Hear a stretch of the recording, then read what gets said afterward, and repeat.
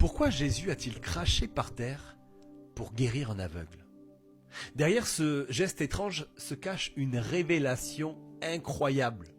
Vois-tu, à l'époque, naître aveugle, c'était comme une malédiction. D'ailleurs, les disciples vont poser cette question à Jésus, mais qui a péché, lui ou ses parents?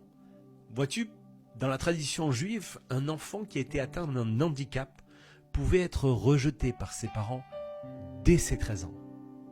Et quand on croisait un homme comme lui, on crachait par terre pour signifier qu'il était maudit.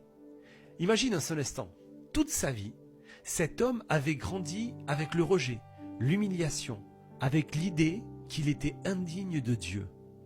Toute sa vie, on lui a craché devant pour manifester qu'il était maudit. Mais Jésus, lui, va faire un geste qui va changer tout.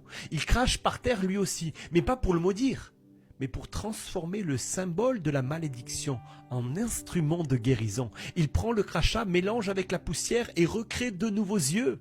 En d'autres mots, ce que la culture utilisait pour l'humilier, Jésus va l'utiliser pour le restaurer. Et c'est pareil pour toi. Peut-être qu'on t'a rejeté, peut-être qu'on t'a humilié, peut-être qu'on t'a fait sentir que tu étais une erreur, une malédiction, que ta vie ne comptait pas.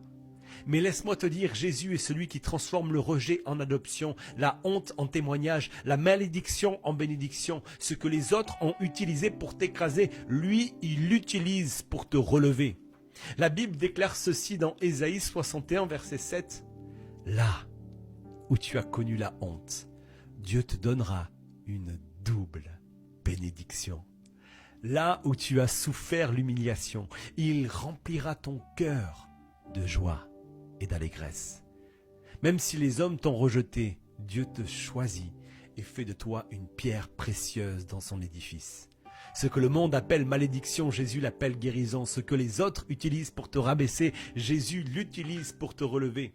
Ton rejet n'est pas la fin de ton histoire, mais c'est le début de ton témoignage.